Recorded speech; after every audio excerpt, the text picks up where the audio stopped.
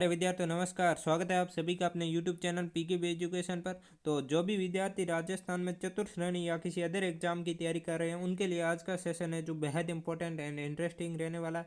क्योंकि आज अपन जो क्लास 7 की जो बोर्ड की बुक चलती है उनके सारे PYQ है जो करने वाले। तो अपन ने 10th और 9th और 8th के जो PYQ है जो कर लिए।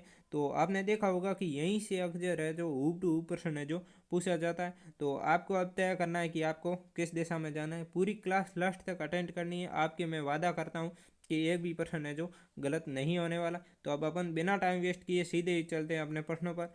तो पहला प्रश्न है कि सेवण घास है जो किस जिले में पाई जाती है। तो इसका राइट आंसर हो जाएगा जैसलमेर के अंतर्गत। फोर्थ इसका राइट आंसर, डी इसका राइट आंसर। आपको पता है ये सेवण घास है जो गोडावण के लिए उपयुक्त है क्योंकि प्रोटीन युक्त है। अगला प्रश्न है कि राजस्थान में राष्ट्रीय उद्यान है। तो केवला देवी भी राष्ट्रीय उद्यान है, मुकुंदरा हिल्स भी है, रणथंभौर भी है, यानी ये सभी के सभी क्या है, राष्ट्रीय उद्यान है। अगला प्रश्न है कि साइबेरियन जो क्रेन है जो किस उद्यान में पाया जाता है। तो इसका राइट आंसर हो जाएगा केवला देव, ए इसका राइट आंसर। अगला प्रश्न है कि उड़न गिलहरी है जो किस अभ्यारण्य में पाई जाती है। तो इसका राइट आंसर हो जाएगा सीता माता प्रतापगढ़ है जो उड़न गिलहरी के लिए प्रसिद्ध है और ये प्रतापगढ़ के अंदर है। इंपॉर्टेंट प्रश्न है, ध्यान रखना है। अगला प्रश्न है हमारा कि गोडावण है जो किस अभ्यारण्य में पाई जाती है। ये देखो फिर से रिपीट हो गया कि गोडावण है जो राष्ट्रीय मरु उद्यान के अंतर्गत पाई जाती है और ये फैला हुआ है, आपको बता दूं, 3162 वर्ग किलोमीटर के अंतर्गत फैला हुआ है। इंपॉर्टेंट प्रश्न है। अगले प्रश्न की ओर चलते हैं। अगला प्रश्न है हमारा कि विश्व का एकमात्र वृक्ष मेला है जो कहाँ लगता है। तो इसका राइट आंसर हो जाएगा खेजड़ली, जोधपुर के अंतर्गत। अगला प्रश्न है कि राज्य में सर्वाधिक तथा सबसे कम वन क्षेत्र है जो किन जिलों में पाया जाता है। तो आपको बता दूं सर्वाधिक है जो चूरू के अंदर पाया जाता है और सबसे कम है जो उदयपुर के अंतर्गत पाया जाता है। वेरी इंपॉर्टेंट प्रश्न है ये यहीं से है जो प्रश्न पूछे जाते हैं। आपको कहीं भटकने की ज़रूरत नहीं है, बस आपको वीडियो अंत तक देखना है, आपके सब कुछ डाउट है जो क्लियर हो जाएगी। अगला प्रश्न है कि राजस्थान में सदाबहार वन है जो कहाँ पाए जाते हैं। तो इसका राइट आंसर हो जाएगा माउंट आबू सिरोही के अंदर है जो सदाबहार वन है जो पाए जाते हैं। अगला प्रश्न है कि राजस्थान का राज्य पक्षी है जो कौन सा है। तो इसका राइट आंसर हो जाएगा गोडावण है जो राजस्थान का राज्य पक्षी है। अगला प्रश्न है कि राजस्थान का राज्य पशु है जो वन्य जीव के आधार पर आपको बताना है कि कौन सा है। तो इसका राइट आंसर हो जाएगा चिंकारा। और यदि पालतू पशु के आधार पर पूछे तो ऊंट इसका राइट आंसर हो जाएगा। और 2014 के अंतर्गत ऊंट को है जो राज्य पशु का दर्जा दिया है। अगले प्रश्न की ओर चलते हैं। अगला प्रश्न है हमारा कि जो संविधान सभा है उसके स्थायी अध्यक्ष है वो कौन थे। अच्छा प्रश्न है, बहुत ही अच्छा प्रश्न है। तो इसका राइट आंसर हो जाएगा राजेंद्र प्रसाद है जो संविधान सभा के स्थायी अध्यक्ष थे। अगला प्रश्न है कि ब्रिटिश सरकार ने अपने कितने मंत्रियों का एक दल है जो भारत भेजा, जिसे कैबिनेट मिशन है जो कहा जाता है। यानी कि जो भारतीय संविधान है उसकी रूपरेखा तय करने के लिए ब्रिटिश सरकार ने एक मंत्रियों का दल भेजा था जिसे कैबिनेट मिशन कहा गया। उसमें कितने सदस्य, तो उसमें 3 सदस्यों का दल आया था भारत में। अगला प्रश्न है कि प्रतिवर्ष संविधान दिवस जो कब मनाया जाता है। तो इसका राइट आंसर हो जाएगा 26 नवंबर को संविधान दिवस मनाया जाता है। अगला प्रश्न है कि राजस्थान मूल के प्रवासी बनारसी दास झुंझुनू वाला है जो किस राज्य से संविधान सभा के जो सदस्य चुने गए थे। तो इसका राइट आंसर हो जाएगा बिहार से है जो चुने गए थे, परंतु मूल रूप से निवासी कहाँ के थे, अपने राजस्थान के झुंझुनू से थे। अगले प्रश्न की ओर चलते हैं। अगला प्रश्न है हमारा कि राष्ट्रीय जो वन नीति आई थी 1952 में, उसका वो संशोधित 1988 की थी। यानी कि जो सर्वप्रथम वन नीति 1988 में आई थी और उसका संशोधित रूप आज़ादी के बाद है जो पहली बार 1952 में किया गया था, के अनुसार कुल भूभाग पर है जो वन क्षेत्र है जो होना चाहिए। तो कितना होना चाहिए, इसका राइट आंसर हो जाएगा 33% है जो होना चाहिए। अगला प्रश्न है कि क्षेत्रफल केंद्रीय शुष्क क्षेत्र अनुसंधान संस्थान जो काजरी है, जिसका फुल नाम है केंद्रीय शुष्क क्षेत्र अनुसंधान संस्थान एवं शुष्क वन अनुसंधान संस्थान आपरी है जो किस जिले में स्थित है। अच्छा प्रश्न है, तो इसका राइट आंसर हो जाएगा जोधपुर। कई बार एग्जामों में पूछा हुआ है, ये अपने CET रीट हर एक एग्जाम में पूछा हुआ प्रश्न है। अगला प्रश्न है कि राजस्थान राज्य के कुल क्षेत्रफल का लगभग भाग है जो वन क्षेत्र में आता है। तो यहाँ पर 10वां भाग है जो कुल क्षेत्रफल का वन है जो अपने वन भाग में आता है। तो अगला प्रश्न है हमारा कि वनों को 3 भागों में बांटा जा सकता है, उनमें कौन कौन से जो शामिल है। यानी आरक्षित वन भी है, अवर्गीकृत वन भी है, सुरक्षित वन भी है, यानी उपयुक्त सभी भी है। ये पशु परिसर में 2 से 3 बार पूछ लिया गया, तो इंपॉर्टेंट प्रश्न है। अगले प्रश्न की ओर चलते हैं। अगला प्रश्न है हमारा कि संविधान सभा के सदस्य के रूप में मूल संविधान पर हस्ताक्षर करने वाले पहले राजस्थानी है जो कौन थे। आपको बताना है कि जो संविधान सभा पर हस्ताक्षर हुए उसमें जो पहले संविधान सभा पर जो हस्ताक्षर हुआ था संविधान में, वो राजस्थानी कौन थे, तो इसका नाम हो जाएगा बलवंत सिंह तो मेहता थे। अगला प्रश्न है कि सत्य के साथ प्रयोग, सत्य के साथ मेरे प्रयोग है जो नामक पुस्तक के लेखक कौन है, तो इसका राइट आंसर हो जाएगा महात्मा गांधी। सी इसका राइट आंसर। अगला प्रश्न है कि जवाहरलाल नेहरू ने संविधान सभा में उद्देश्य प्रस्ताव है जो कब रखा था, तो 13 दिसंबर 1946 को उद्देश्य प्रस्ताव है जो रखा था। अगला प्रश्न है कि लोकप्रिय गीत पंछी डाल जो किसका है, तो इसका राइट आंसर हो जाएगा माणिक्यलाल वर्मा का। और आपको पता है कि जो 13 दिसंबर है उसमें जो रखा था ये किसने रखा था, जवाहरलाल नेहरू ने रखा था। यही आगे जाकर है जो प्रस्तावना में मूल रूप से अपने उद्देश्य प्रस्ताव को अपनी रूपरेखा में तैयार करने में मदद हुई थी। अगले प्रश्न की ओर चलते हैं। अगला प्रश्न है हमारा कि वह व्यापार जो एक देश से अन्य देशों के साथ किया जाता है वह किस प्रकार का व्यापार है जो कहलाता है। यानी दो देशों के मध्य यदि कोई व्यापार किया जाएगा तो उसे अंतर्राष्ट्रीय व्यापार कहा जाएगा, और यदि दो राज्यों के बीच किया जाएगा तो उसे अंतर्राज्यीय व्यापार कहा जाएगा। यही देख लो, वह व्यापार जो है जो राज्यों के बीच किया जाता है उसे क्या कहते हैं, तो उसे अंतर्राज्यीय कहते हैं। वेरी इंपॉर्टेंट प्रश्न है दोनों ही। अगला प्रश्न है कि वस्त्र नगरी के नाम से है जो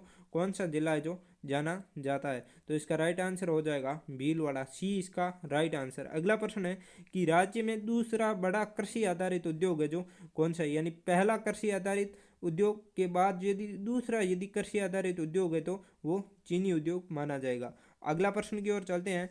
तो अगला प्रश्न हो जाएगा हमारा कि प्रसिद्ध ग्रंथ है जो पृथ्वीराज रासो है की रचना है जो किस कवि ने की है, तो इसका राइट आंसर हो जाएगा चंद्रवरदाई। आपको पता है कि पृथ्वीराज रासो के अंतर्गत है जो अग्निकुंड का सिद्धांत है जो दिया गया है, जिसी से ही चौहानों की उत्पत्ति के संबंध में कहा गया। अगला प्रश्न है कि फारसी इतिहासकार ने हसमत वाला शासक है जो हसमत वाला शासक है जो किस शासक को कहा गया, तो इसका राइट आंसर हो जाएगा मालदेव। अगला प्रश्न है कि पृथ्वीराज चौहान की माता का नाम है जो क्या था, तो इसका राइट आंसर हो जाएगा कर्पूरी देवी है जो इसकी माता का नाम था।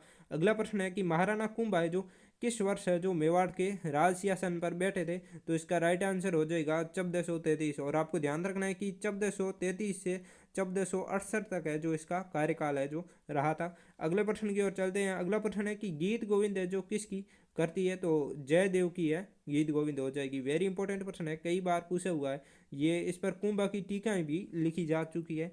अगले प्रश्न की ओर चलते हैं। अगला प्रश्न है हमारा कि पहली बार आधिकारिक रूप से राष्ट्रीय कांग्रेस ने भारत के संविधान निर्माण के लिए एक संविधान सभा बनाने का मांग है जो किस वर्ष रखा था, यानी पहली बार जो कांग्रेस है उसने संविधान सभा का मांग कब रखा था, सीधा सा मतलब ये समझो आप।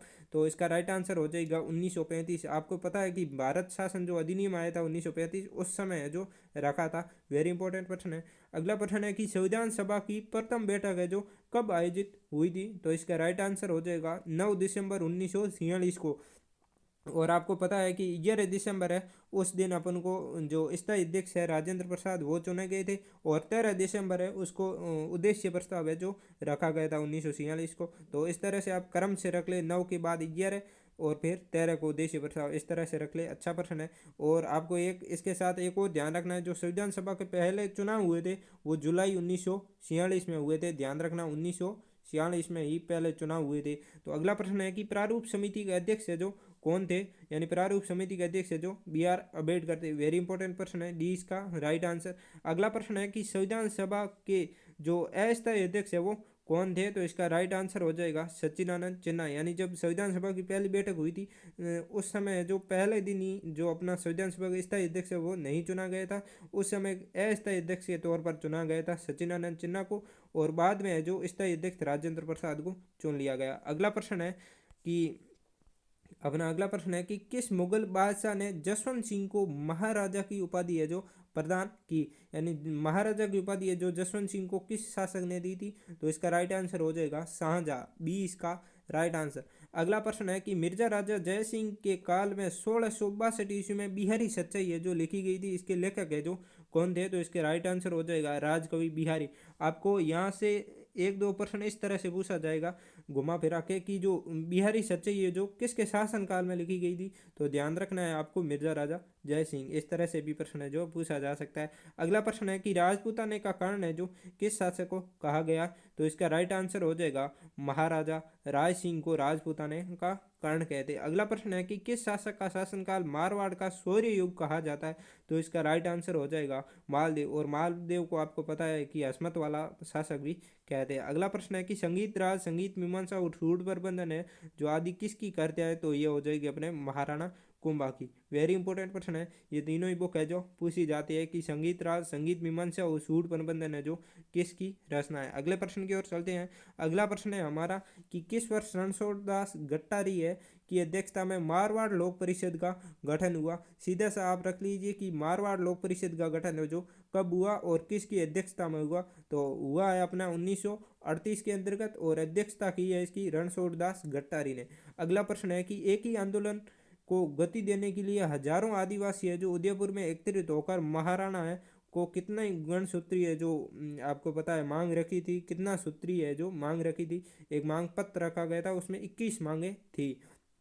अगला प्रश्न है हमारा कि राजस्थान के किस किसान आंदोलन की चर्चा है जो लंदन के हाउस ऑफ कॉमन्स में हुई थी, तो इसका राइट आंसर हो जाएगा शेखावटी किसान आंदोलन। अगला प्रश्न है कि प्रजामंडल के संबंध में किस महानायक ने कहा है कि किसी स्थान पर जन आंदोलन तभी प्रारंभ हो सकता है तब वहाँ की जनता है जो तैयार हो, यानी जब जनता तैयार होगी तभी आंदोलन है जो सुचारू रूप से प्रारंभ हो सकता है, तो ये कथन है पंडित जवाहरलाल नेहरू का। अगला प्रश्न है कि अंजना देवी चौधरी, रमा देवी और नारायणी देवी वर्मा जैसी महिला नेत्रियों का संबंध है जो किस किसान आंदोलन में योगदान देने के लिए है, तो इसका राइट आंसर हो जाएगा बिजोलिया किसान आंदोलन। आप ध्यान रख लीजिए कि जो नारायणी देवी, रमा देवी और जो अंजना देवी है इसका संबंध है जो बिजोलिया किसान आंदोलन से। वेरी इंपॉर्टेंट प्रश्न है।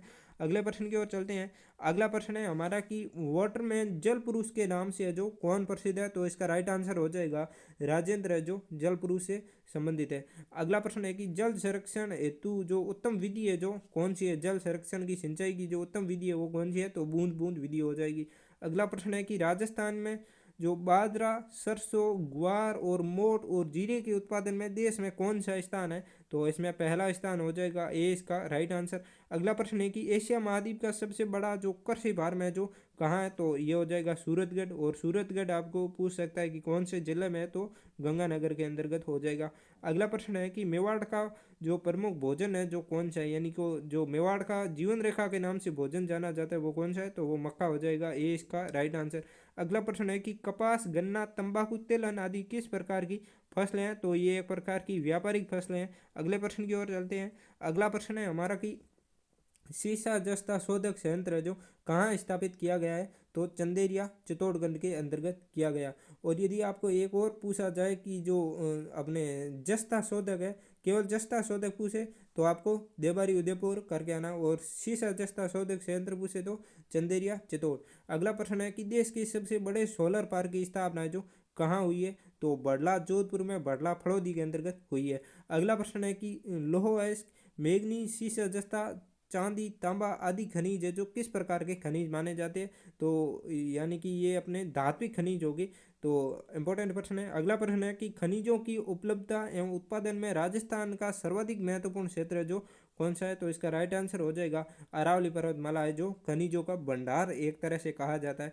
यानी कि ऐसे प्रश्न आपको कहाँ ही मिलेंगे, पूरा भंडारा है प्रश्न का, घोट के बीज आने इंपॉर्टेंट प्रश्न है। अगला प्रश्न है कि कौन सा कोयला उत्तम किस्म का होता है, तो एंथ्रेसाइट है जो आपको पता ही है उत्तम किस्म का कोयला माना जाता है। अगला प्रश्न है कि राजस्थान में कौन सा कोयला है जो पाया जाता है, तो लिग्नाइट कोयला है जो पाया जाता है। तो आपको बताना है कि राजस्थान में लिग्नाइट कोयला है जो कहाँ कहाँ पाया जाता है, यानी कौन कौन से क्षेत्र में पाया जाता है, तो बरसिंहसर, बीकानेर ये भी लिग्नाइट कोयले के लिए प्रसिद्ध है। कपूरडी और जालिपा बाड़मेर ये भी है, और जो मेड़ता रोड नागौर है ये भी इसके लिए प्रसिद्ध है, यानी ये सभी हो जाएगा, डी इसका राइट आंसर। अगला प्रश्न है कि राजस्थान का पहला सुपर थर्मल पावर स्टेशन है जो कौन सा है, तो इसका राइट आंसर हो जाएगा सूरतगढ़, गंगानगर इसका राइट आंसर। वेरी इंपॉर्टेंट प्रश्न है, अच्छे प्रश्न है। तो ये थे आज के सेशन।